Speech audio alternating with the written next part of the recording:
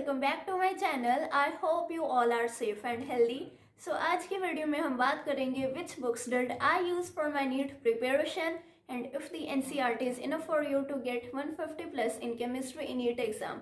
So I had joined coaching और class 11th में सबसे पहले आती है हमारी फिजिकल केमिस्ट्री। तो फिजिकल केमिस्ट्री मेरी काफ़ी अच्छी थी except one chapter that is equilibrium. तो बेसिकली जो इक्विलिब्रियम चैप्टर है वो मुझे समझ तो आ गया था, लेकिन जब मैं उसके क्वेश्चन सॉल्व करती थी तो मेरे को ये नहीं आता था कि अरे कैसे होगा क्वेश्चन, मेरे को क्वेश्चन का मतलब ही नहीं समझ आता था।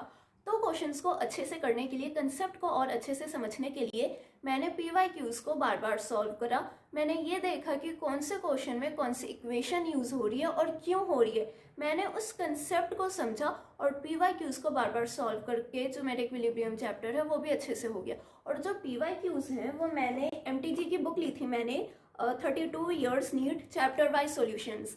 ऑल्दो ये जो क्वेश्चंस होते हैं ये आपको ऑनलाइन बहुत सारे सोर्सेज से मिल जाएंगे, बट क्योंकि हमारी ऑनलाइन क्लासेस थी तो मेरे को लगा कि अगर ऑफलाइन क्वेश्चन ज़्यादा हो तो ज़्यादा बेटर रहेगा, इसलिए फिर मैंने ये बुक मंगवाई थी केमिस्ट्री की 32 ईयर्स वाली। ऑल्दो कि जो पास्ट के हमारे 10 ईयर्स होते हैं वो इनफ रहते हैं हमारी प्रैक्टिस के लिए, बट अगर आप करना चाहो तो कर सकते हो। तो फिजिकल केमिस्ट्री के लिए मैं कहूँगी कि जो आपके नोट्स हैं, जो आपकी कोचिंग के नोट्स हैं, ऑनलाइन हो ऑफलाइन हो, आपके खुद के नोट्स से ज़्यादा एक्स्ट्रा नहीं हो तो फिजिकल केमिस्ट्री में नोट्स हो गई, एनसीईआरटी हो गई। और ये इंपॉर्टेंट है कि फिजिकल केमिस्ट्री के जो चैप्टर्स हैं उनको आप हाईलाइट कर लो एनसीईआरटी में, ताकि जो एक्स्ट्रा इन्फॉर्मेशन है जिनकी ज़रूरत नहीं है वो आप बार बार ना पढ़ो, तो हाईलाइट कर लो और PYQs कर लो। फिजिकल केमिस्ट्री के बाद हमारी आती है इनऑर्गेनिक केमिस्ट्री।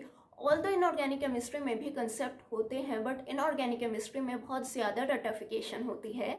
तो इनऑर्गेनिक के लिए मैं कहूँगी प्योर एनसीईआरटी और PYQs जब आप सॉल्व करो तो हो सकता है कि एक दो क्वेश्चन आपको एक्स्ट्रा मिले कि ये तो एनसीईआरटी में देने रखे, तो कोई नहीं, वो आप पढ़ लो, बट ज़्यादा कुछ नहीं आएगा इनऑर्गेनिक के बाहर। एनसीईआरटी तो बहुत अच्छे से पढ़नी है क्योंकि इनऑर्गेनिक में एनसीईआरटी की हर एक लाइन इंपॉर्टेंट है, हर एक रिएक्शन इंपॉर्टेंट है। इवन जो क्वेश्चंस हमें दे रखे होते हैं ना चैप्टर में, जिसे बहुत सारे बच्चे इग्नोर कर देते, उसमें से भी क्वेश्चन बन के आ सकता है पेपर में से। इनऑर्गेनिक केमिस्ट्री के बाद आती है हमारी organic chemistry, and I will tell you very frankly कि मेरी ऑर्गेनिक केमिस्ट्री बहुत ज़्यादा वीक थी।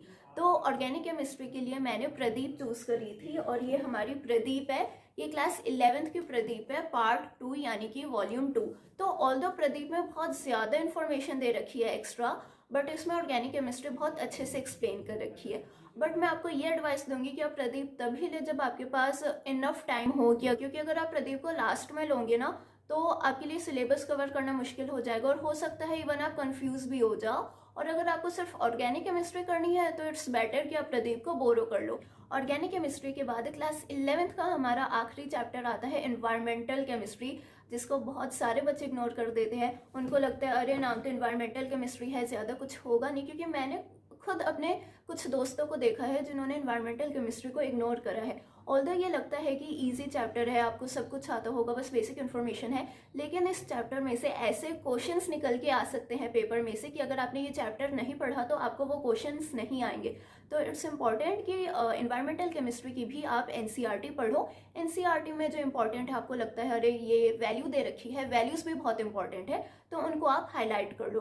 क्लास 11th के बाद अब हम बात करें क्लास 12th की, तो अगेन फिजिकल केमिस्ट्री आती है। फिजिकल केमिस्ट्री में ज़्यादा कुछ एक्स्ट्रा नहीं होता, वही जो हमारे नोट्स होते हैं। एनसीईआरटी ज़रूर हाईलाइट करना फिजिकल केमिस्ट्री की।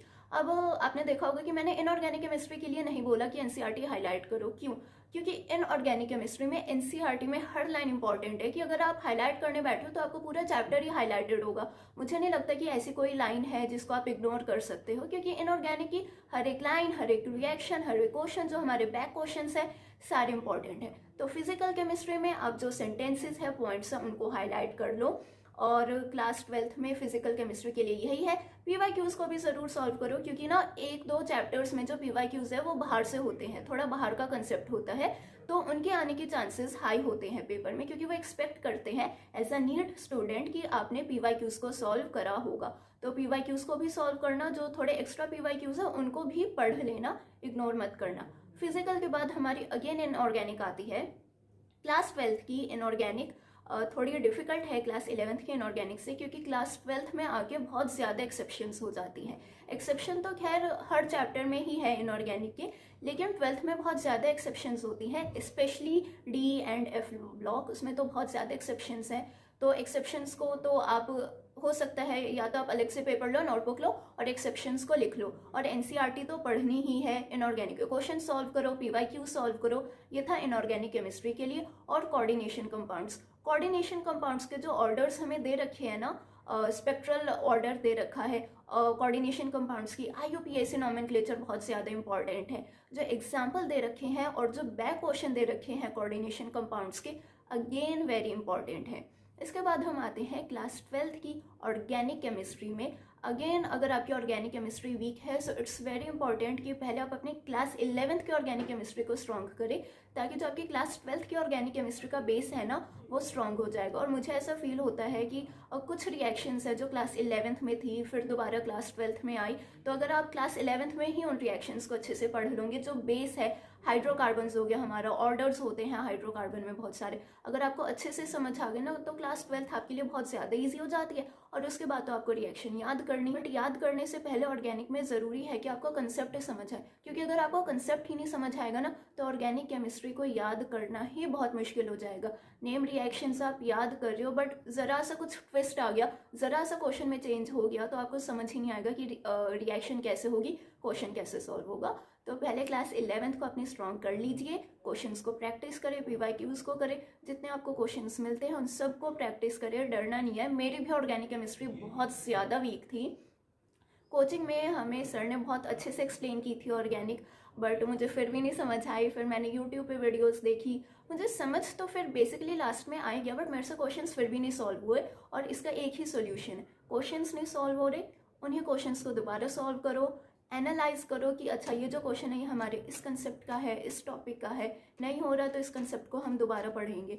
फॉर मी जो हाइड्रोकार्बन्स था, जो हाइड्रोकार्बन में वो जो ऑर्डर पूछते थे, एरोमेटिसिटी या कौन सबसे ज़्यादा एसिडिक है, मुझे उनमें बहुत ज़्यादा प्रॉब्लम होती थी। तो मैंने उसके आई डोंट नो कितने क्वेश्चन सॉल्व करे हैं, मैंने बहुत सारे क्वेश्चन सॉल्व करे हैं।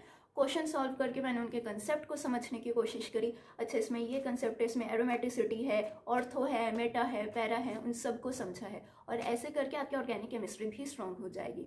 तो ऑर्गेनिक केमिस्ट्री के लिए मैंने अगेन प्रदीप चूज़ करी थी। तो पहले तो मैंने प्रदीप से पढ़ी ऑर्गेनिक केमिस्ट्री, प्रदीप में भी जो हमारे इंपॉर्टेंट पॉइंट्स थे उनको हाईलाइट करा। हाईलाइट करने के बाद मैंने फाइनली जो नोट्स हैं ऑर्गेनिक के वो बनाए। अब बात करें कि फाइनल नोट्स मैंने कैसे बनाए, रिवीजन नोट्स कैसे बनाए, उससे पहले मैं आपको एक बार बुक्स बता देती हूँ। तो ये तो है एनसीईआरटी जो सबके पास होती है, हर नीट बच्चे के पास होती है। तो इसमें फिजिकल केमिस्ट्री को हाईलाइट करना है, इनऑर्गेनिक केमिस्ट्री को तो बहुत अच्छे से पढ़ना है, ऑर्गेनिक केमिस्ट्री को बहुत अच्छे से समझना है। तो ये है हमारी एनसीईआरटी। दूसरी बुक जो मैंने बताई थी, जो मैंने करी थी, ये थी एमटीजी की 32 years chapter wise solutions chemistry के लिए। बट ये ज़रूरी नहीं है, आप ऑनलाइन भी देख सकते हो अगर आपको पीवाईक्यूज करने हैं। और ज़रूरी नहीं है कि आप 32 इयर्स के करो, आप 10 इयर्स के कर सकते हो, 15 इयर्स के कर सकते हो। तो आप ऑनलाइन भी ले सकते हो या कोई ऐसी बुक ले सकते हो जैसे मैंने ली थी। इसके बाद ऑर्गेनिक केमिस्ट्री के लिए ली थी मैंने प्रदीप। बेसिकली मैंने ऑर्गेनिक केमिस्ट्री के लिए ली थी क्योंकि इसमें काफ़ी अच्छे से एक्सप्लेन्ड है। बट अगर आपके पास आपको लगता है कि और कोई बुक अच्छी है इनऑर्गेनिक, फिजिकल या ऑर्गेनिक के लिए, तो वो बुक भी आप चूज़ कर सकते हो।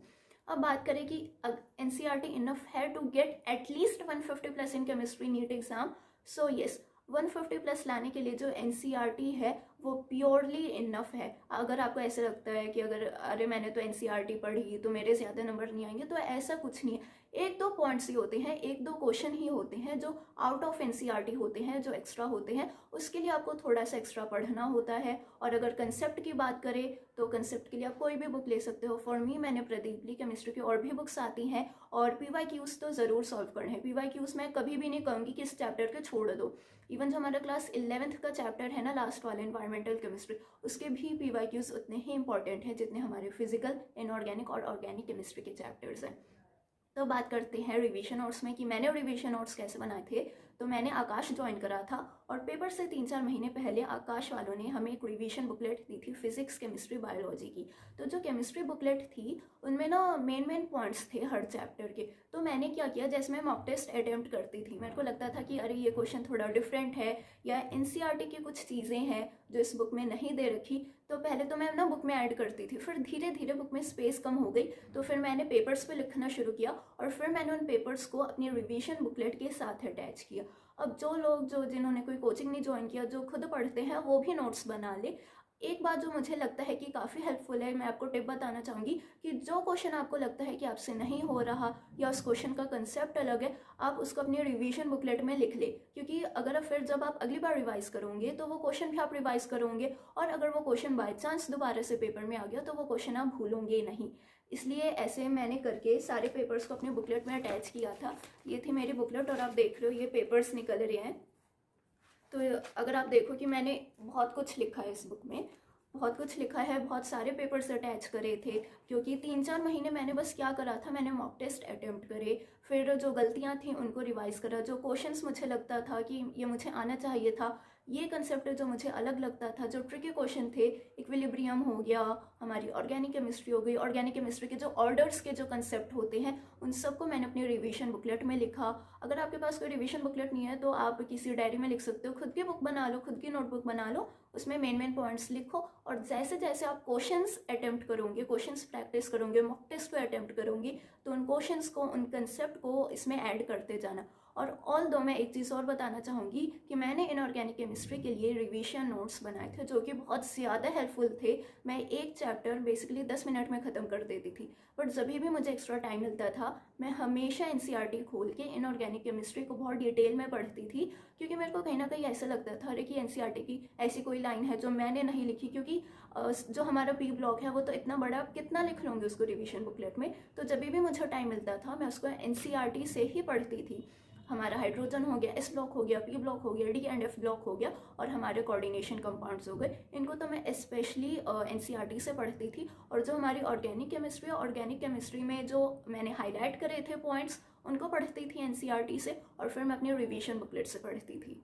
तो गाइज इस वीडियो की ये समरी थी कि आप कोई भी एक्स्ट्रा बुक लो, एनसीईआरटी को कभी नहीं छोड़ना। 11th में हमारी 2 बुक्स है एनसीईआरटी की, 12th में भी दोनों बुक्स है। उन चारों बुक्स को बहुत अच्छे से पढ़ना है, इंपॉर्टेंट पॉइंट्स को हाईलाइट करना है, पीवाईक्यूज को अटेम्प्ट करना है और कोई भी एक्स्ट्रा बुक लो, बस एनसीईआरटी को नहीं छोड़ना। और क्वेश्चन की एनसीईआरटी इनफ है तो एनसीईआरटी इनफ है to get 150+ in chemistry NEET. अगर आप मन लगा के अच्छे से एनसीईआरटी को पढ़ो, इनऑर्गेनिक केमिस्ट्री को पढ़ो।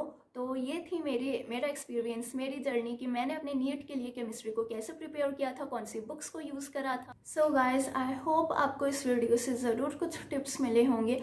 और अगर आपके पास कोई डाउट है या आप चाहते हो कि मैं किसी टॉपिक पे वीडियो बनाऊँ, so do let me know in the comment section. Till then, see you in the next video. Work hard, study hard, and bye bye.